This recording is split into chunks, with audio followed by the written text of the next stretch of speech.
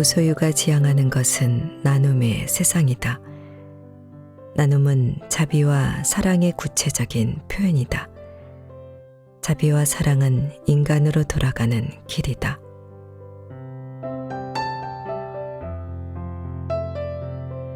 안녕하세요. 칠기조 날입니다. 오늘 소개할 책은 행복한 무소유, 지은이는 정찬주, 발행은 정민미디어입니다. 법정 스님은 누군가 무소유의 의미를 물어오면 이렇게 대답했습니다. 무소유란 아무것도 갖지 않는다는 말이 아니다. 궁색한 빈털터리가 되는 것이 무소유가 아니다.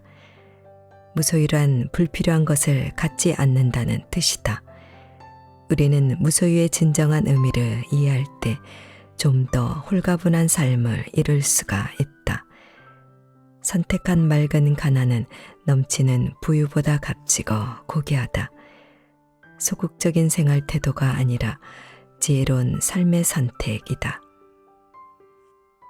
나눔이 없는 무소유는 허망한 주장에 불과합니다. 스님은 불필요한 소유를 경계하면서 나눔의 삶을 이루라고 하였습니다. 결국 무소유에는 자비와 사랑이 담겨 있는 것입니다.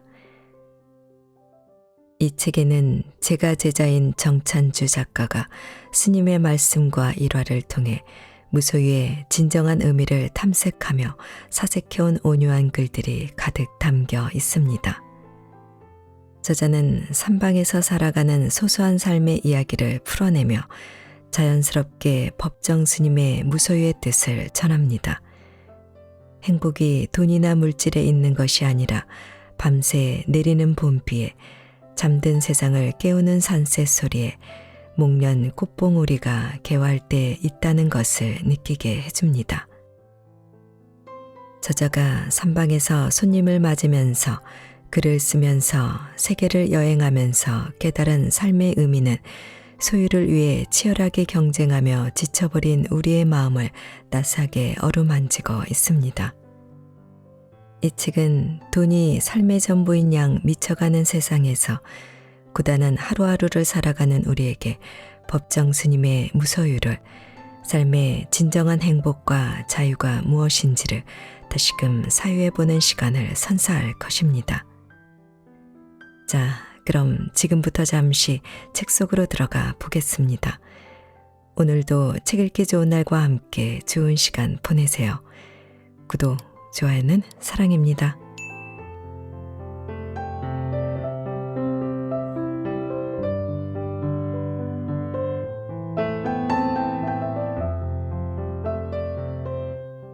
소유는 진정한 행복이 아니다. 내차실 숲안에는 불의 자목이 겨울을 나고 있다. 원래 고향이 아니라서 향수병을 앓듯 잎끝이 마르기도 했지만 잘 견뎌주고 있다. 겨울이 지나가면 마당에 있는 도락으로 내보낼 생명이다.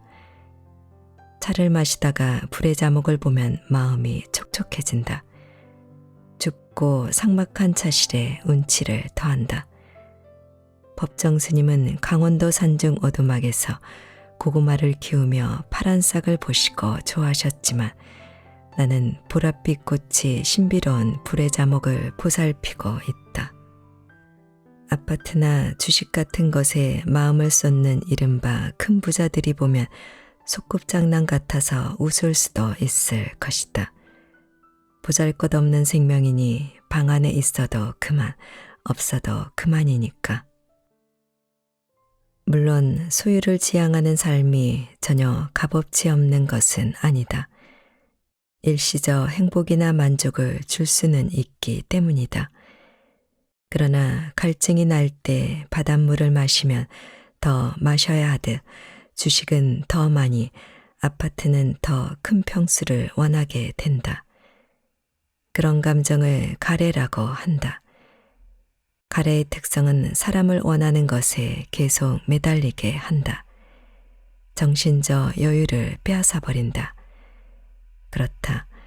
욕망과 집착 때문에 괴로워진다면 소유는 진정한 행복이 아니다.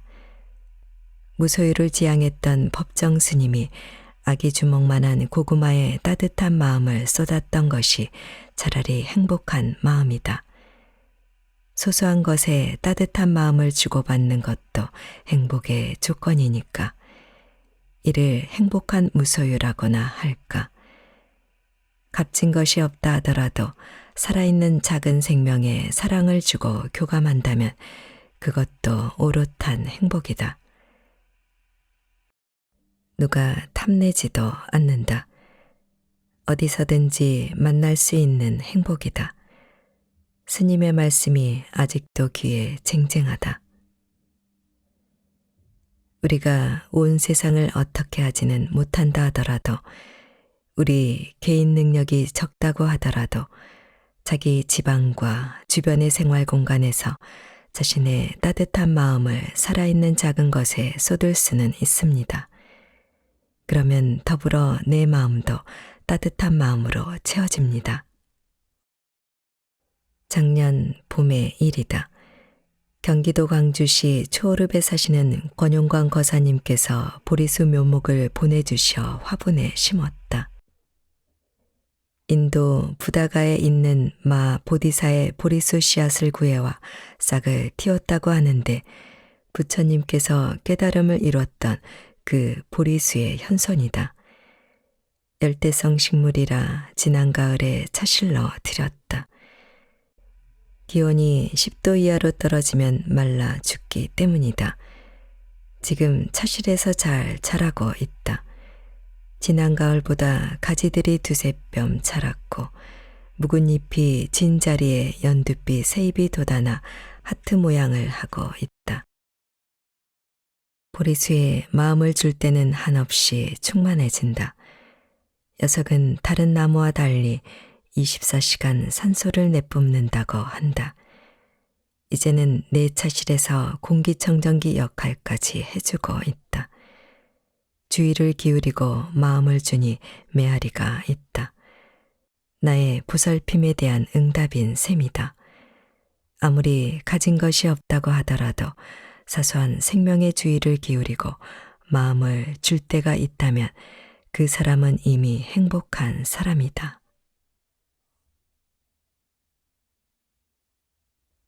나라고 고집하는 나를 무소유하라. 달라이 라마께서 유럽을 방문했을 때 서양 신부가 자비가 무엇이냐고 묻자 친절이라고 답하신 적이 있다. 서양 사람들이 이해하기 쉬운 용어로 설명하기 위해 그렇게 답변하시지 않았을까 싶다.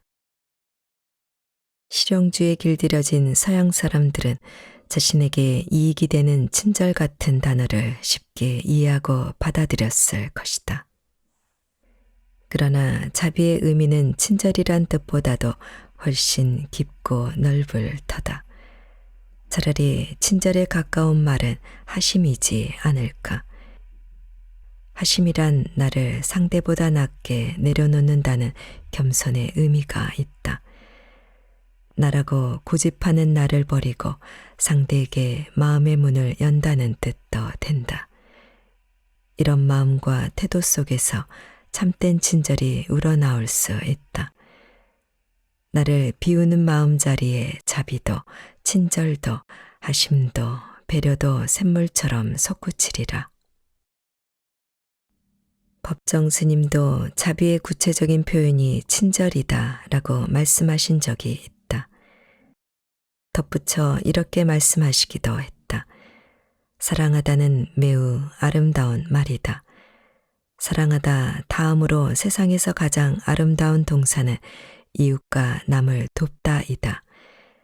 자신에 대한 염려에 앞서 남을 염려하는 쪽으로 마음을 돌릴 때 인간은 비로소 성숙해진다. 자기밖에 모른다면 아직 진정한 인간이 아니다. 나를 비우는 것도 아상을 버리는 무소유라고 생각한다.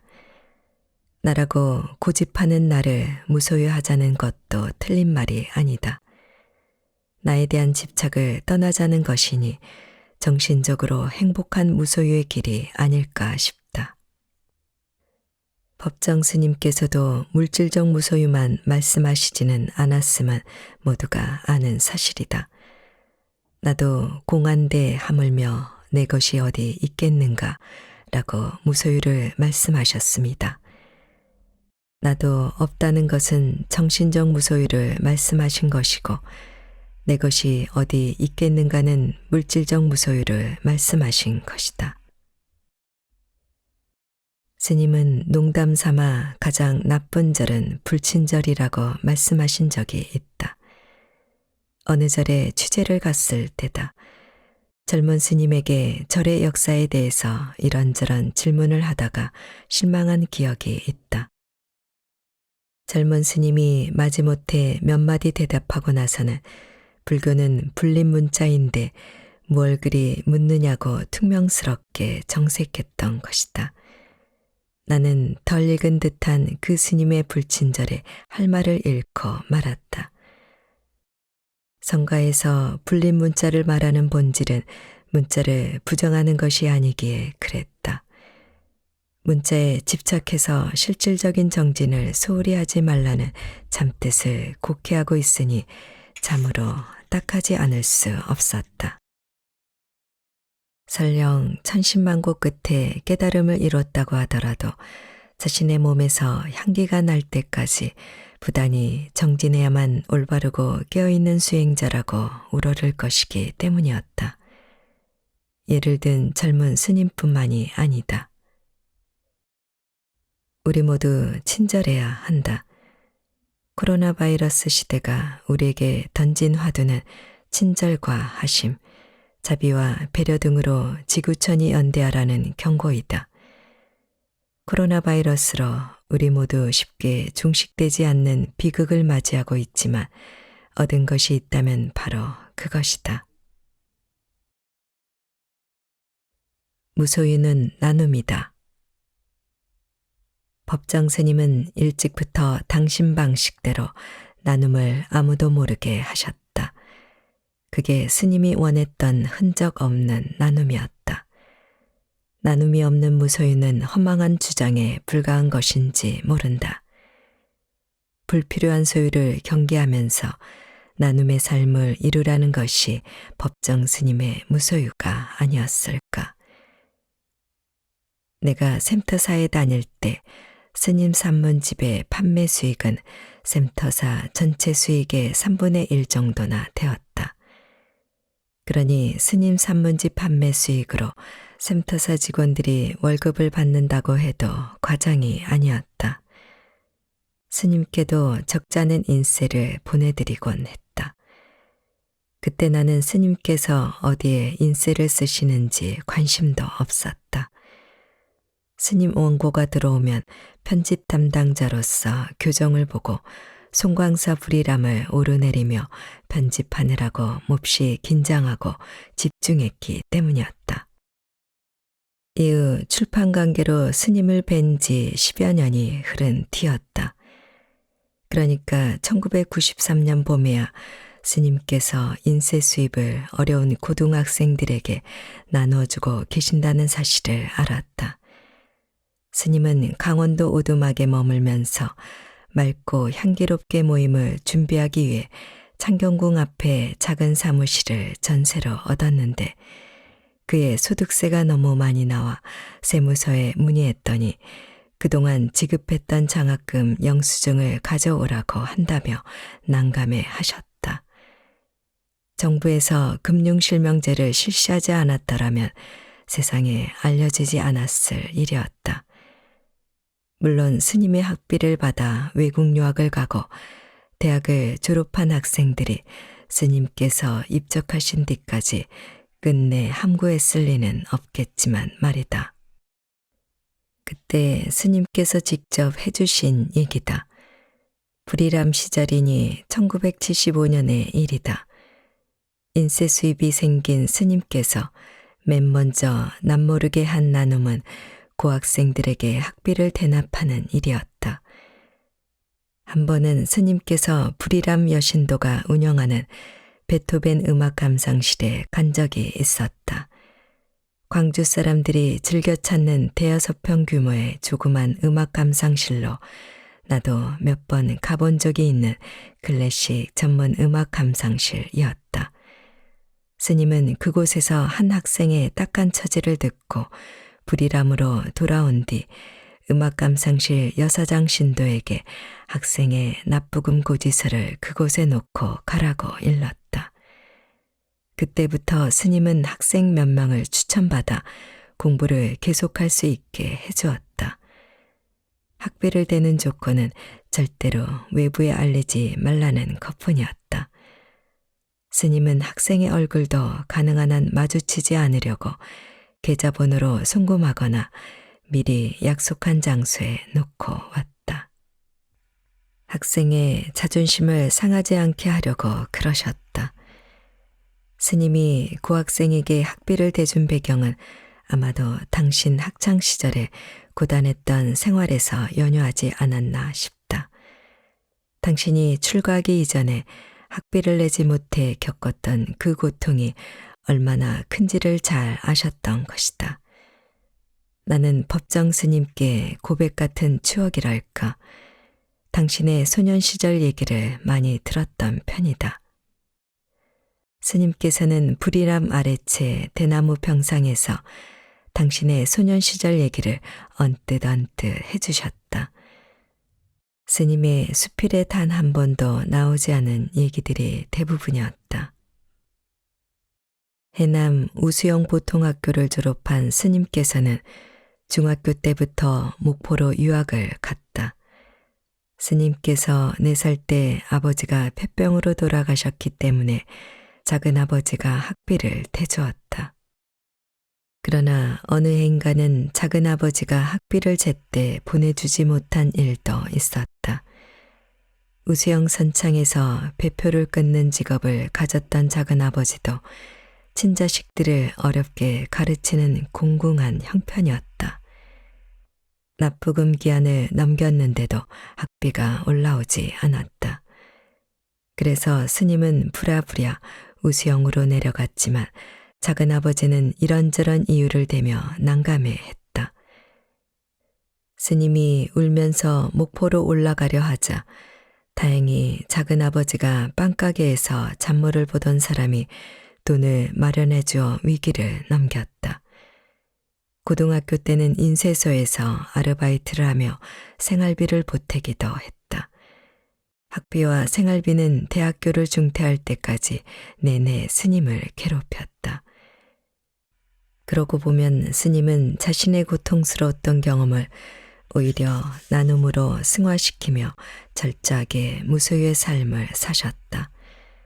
스님의 통장 잔고는 늘 강진의 다산 유배지나 주사 유배지가 있는 제주도 가는 여행 경비 정도였다.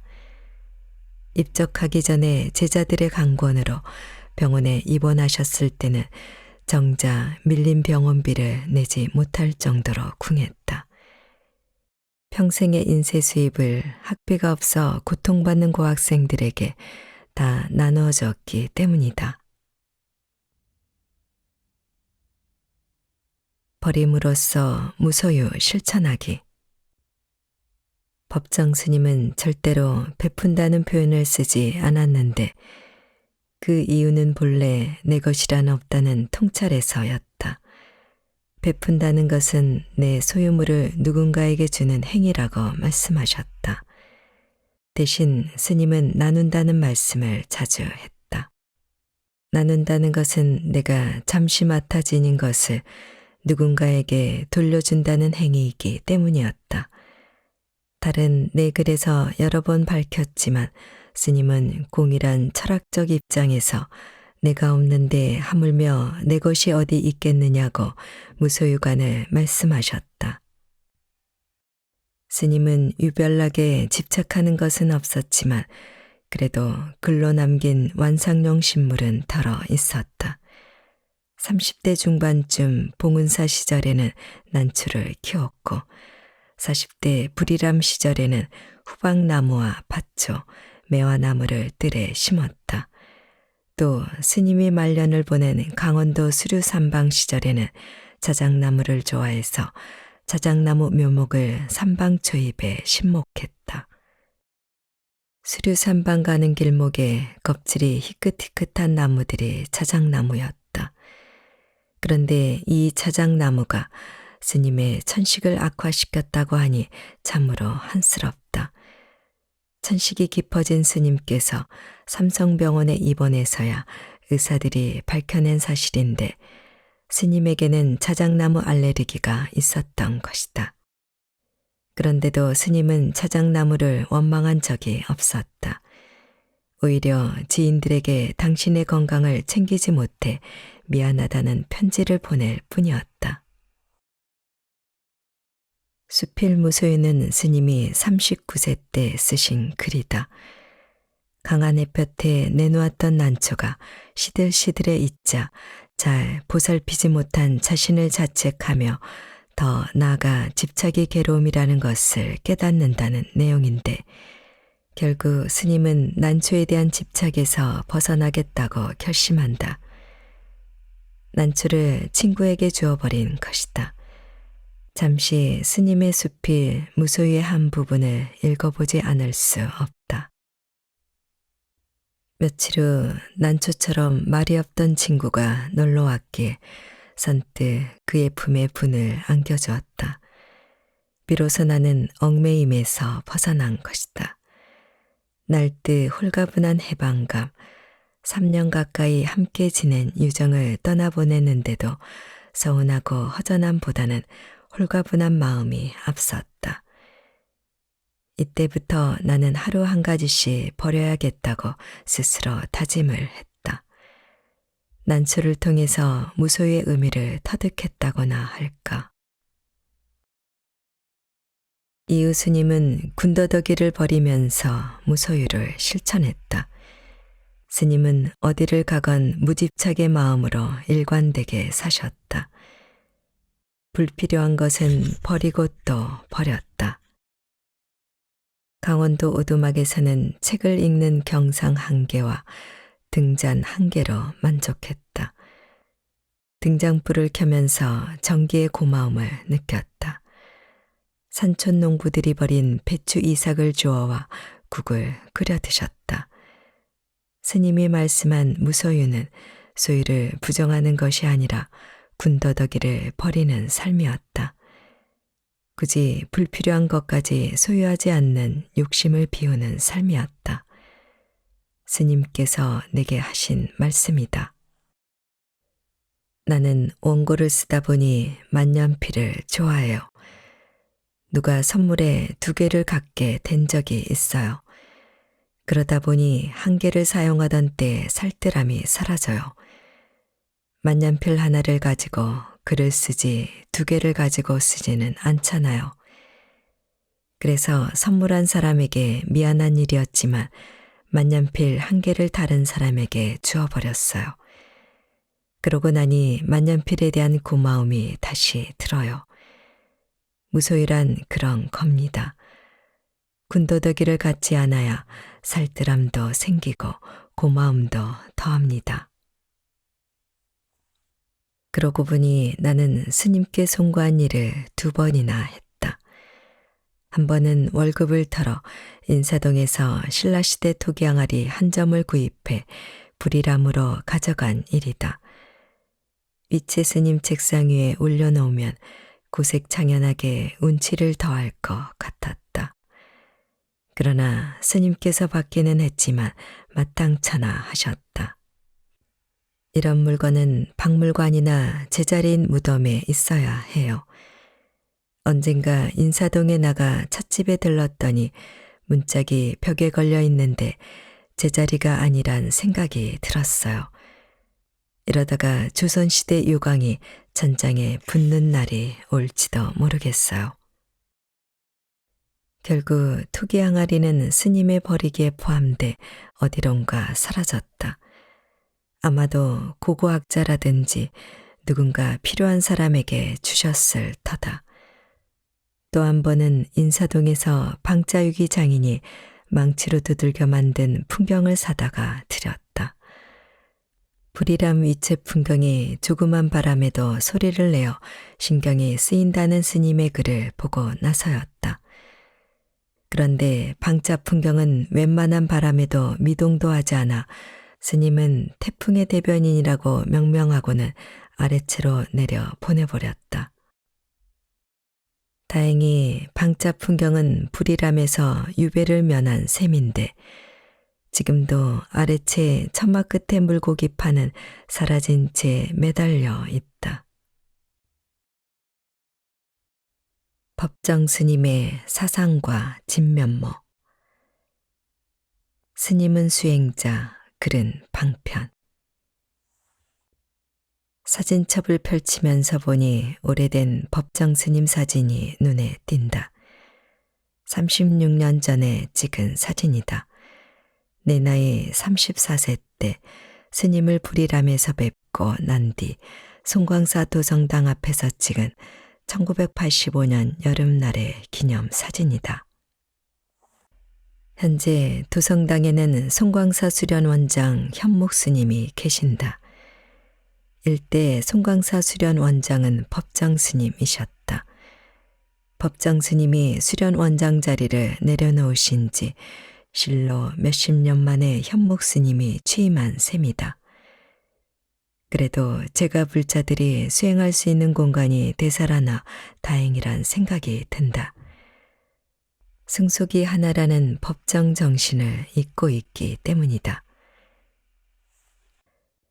당시 나는 샘터사에 근무하면서 스님의 산문집 편집 담당자였으므로 스님께 용모가 있어서 내려갔던 것 같다. 밀짚 모자를 쓰신 스님은 아마도 54세쯤 되셨을 것이다. 그때까지 스님은 상자를 받지 않으셨다. 내게 고백하신 말씀이 기억난다. 부처님께서 세납 55세 아난다를 상자로 허락하셨으니 부처님보다 먼저 받을 수 없다는 것이 이유였다. 하긴 서 있는 자기 자리에서 스님의 가풍을 받들고 실천하면 될 일이지 그 밖의 형식은 군더더기 일지 모른다. 상자 하나에 지옥 하나라는 말이 불가에 있지 않은가. 나는 스님을 뵌 지 몇 년 후에야 제자가 되었다. 스님께 허락을 받고 불이람으로 내려가 하룻밤을 잤다.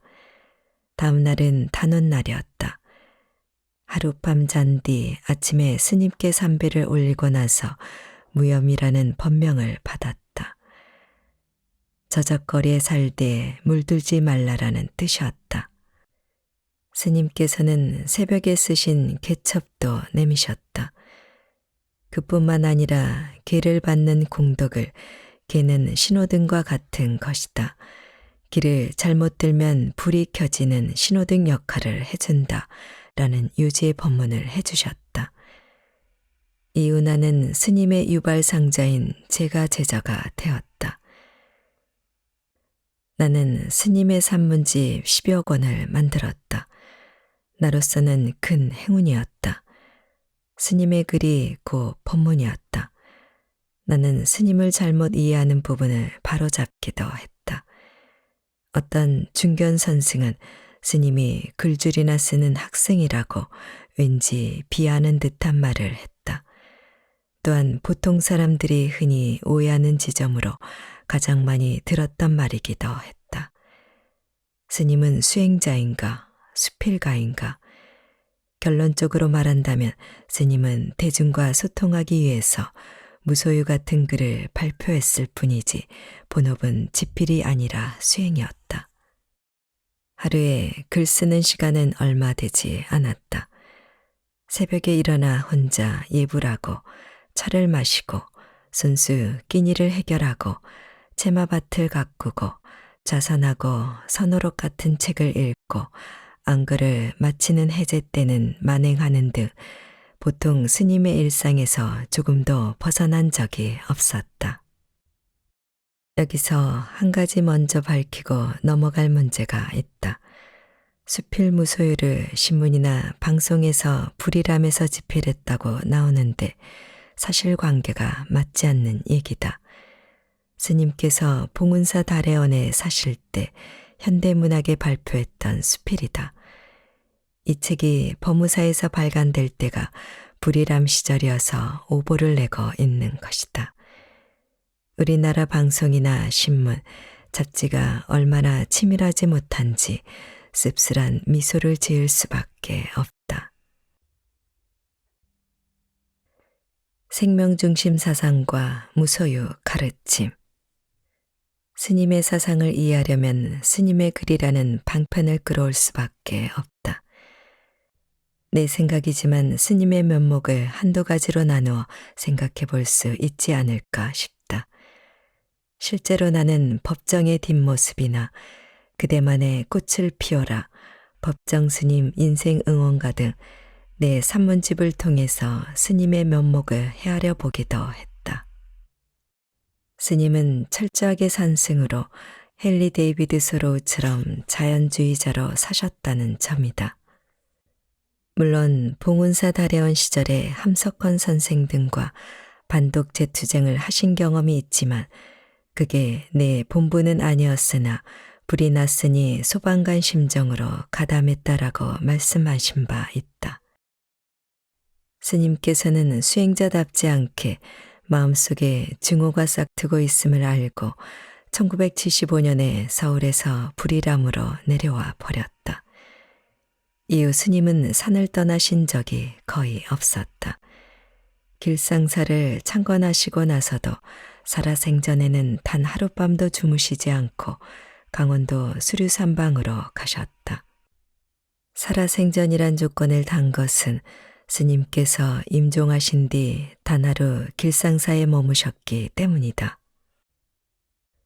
어느 날 나는 스님의 산문집이 왜 독자에게 꾸준한 사랑을 받는지 의문이 들어 스님께 여쭈었다. 서울 성북동 길상사 행지실에서였다. 스님의 산문집을 10여 권을 만들면서 느낀 것이 하나 있습니다. 독자들이 스님 책을 사랑하는 이유는 스님의 시적 감성이나 현실을 보는 예각 때문만은 아닌 것 같습니다. 허허, 그래요. 스님 글에는 일관된 사상이 있습니다. 그 사상에 공감하여 독자들이 스님 책을 꾸준히 사랑하는 것 같습니다. 제가 생각하는 스님 사상이라면 인간은 물론 벌레 한 마리, 풀 한 포기, 돌멩이 하나 등 유무 정물의 생명 가치가 같다는 생명중심 사상인 것 같습니다. 무염거사, 서양이 인간 중심이라면 동양의 불교는 생명 중심의 진리이죠. 이런 대화를 나눴는데 지금도 엊그제 일처럼 생생하다. 아무튼 산승인 스님의 글은 깊은 산의 메아리처럼 울림이 크다. 저물녘에 눕는 산그림자처럼 여운이 길다. 산이 품고 있는 오래된 침묵에 응답하는 메아리 같다. 이와 같은 스님의 글을 생각나는 대로 옮겨 본다. 숲에는 질서와 휴식이 그리고 고요와 평화가 있다. 숲은 모든 것을 받아들인다.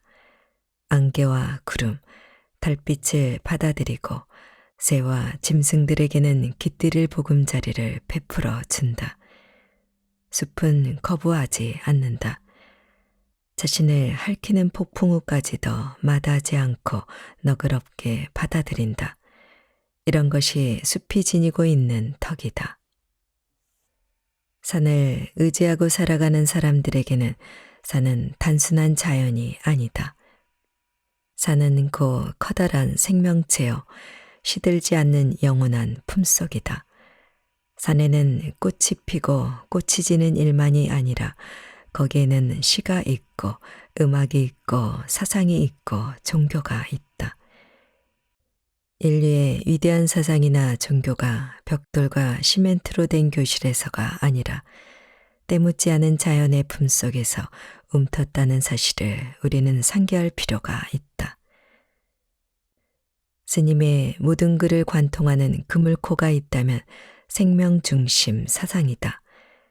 스님은 생명중심 사상을 일관되게 풀어놓으셨다. 스님의 여러 산문집 속에서 쉽게 찾아볼 수 있다.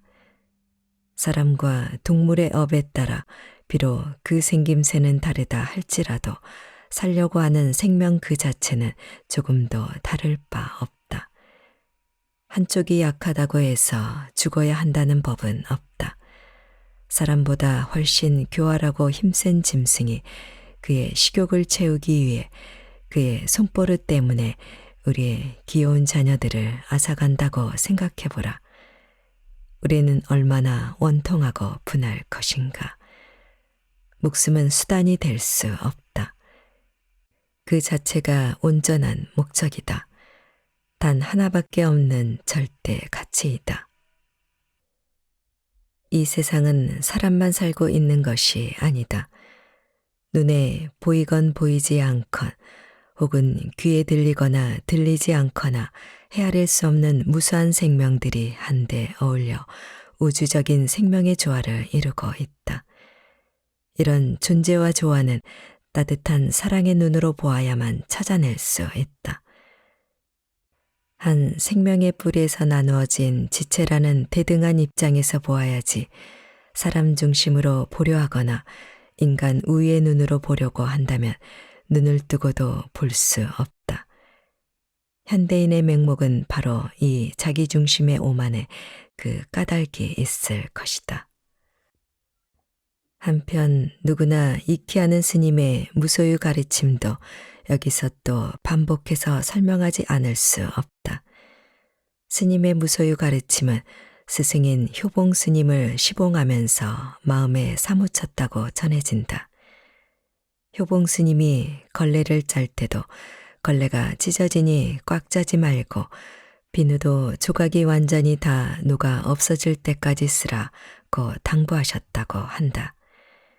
비누가 닳아서 조각 났을 때 스님께서 구례장에 나가 새 비누를 사려고 하자 그런 당부를 하셨다는 것이다. 스님께서는 내게 이런 말씀도 하셨다. 내가 클래식 음악을 좋아하는 걸 알고 요새 사는 거사님이 스피커가 좋은 오디오를 선물한 적이 있었어요. 불이람에 사람들이 올라오지 않는 날에는 소리를 크게 키워놓고 음악을 들었지요. 그동안 나에게 뉴스와 날씨 정보를 알려줬던 손바닥만한 라디오로도 얼마든지 클래식 프로그램 음악 감상을 할 수 있는데도 말이죠. 그래서 어느 날 여수 거사님에게 오디오를 돌려줘 버렸지요. 그랬더니 마음이 소세하고 개운해져요. 군더더기를 갖지 않는 것이 스님의 무소유였다. 자기 삶에 필요한 것은 하나면 되지 둘은 군더더기라는 말씀을 자주 하셨다. 스님께서 불교 용어였던 무소유란 단어를 보통 명사화시킨 것은 세상이 다 아는 사실이다. 내가 여러 책에 소개한 바 있지만 역시 스님께서 직접 해주신 말씀이다. 현대로 올수록 사람들은 소유를 강요하는 정신적 고통에서 벗어나고픈 열망을 갖게 된 것 같아요. 내가 무소유란 책을 낼 때는 무소유란 개념이 없었지요. 또 무소유를 정신적인 가치로 알아주지도 않았어요. 책 제목을 지을 때 출판사 사장이 난색을 표했는데 내가 우겨서 정한 제목이었지요. 당시 출판사 사장은 법무사 윤영두 수필가였다. 그런데 스님은 나중에 무소유를 나눔의 개념으로 승화시켰다. 스님의 맞상자 덕조 스님에게 들은 이야기다. 무소유는 나눔이다라는 명제가 확실해지는 일화다. 스님이 소용차를 몰고 가는 것을 보고 한 신도가 말했다. 스님, 무소유라고 말씀하시면서 왜 차를 갖고 계십니까? 하고 장난스럽게 물었다. 그러자 스님께서 아무것도 갖지 말라는 것이 아니라 불필요한 것을 갖지 말라는 것이 무소유지요 라고 대답하셨다. 그 신도가 가고 난 뒤 스님께서 맞상자 덕조 스님에게 말했다. 신도 집에 가보면 신발장에 신발이 가득한데 무슨 신발이 그렇게 많은지 모르겠어. 필요하지 않은 신발은 나누어지면서로 좋은데 나누는 것도 살아있을 때 나누어야지 사람이 죽으면 그 소유물도 빛을 잃어 그때 누구에게 준들 누가 가지려고 하겠어. 나는 덕조 스님에게 신발장 이야기를 듣고는 아하 하고 무릎을 쳤다. 물론 스님이 살아오신 모습을 가까이에서 보았던 바 무소유의 가르침이 무엇인지 막연하게나마 알고는 있었지만 일상의 소소한 모습을 보시고 지적하셨다는 얘기를 듣고는 무소유의 목적이 나눔이라는 사실을 그제야 확실하게 깨달았던 것이다. 그동안 나는 무소유를 스님의 말씀을 빌려 아무것도 갖지 않는 것이 아니라 불필요한 것을 갖지 않는 것이 무소유다. 군더더기를 버리는 것이 무소유다라고 사람들에게 뜻풀이만 반복했던 사실이 부끄럽기도 했다.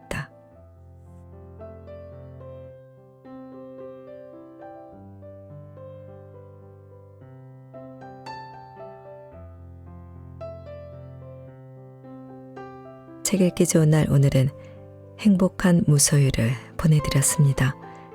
감사합니다.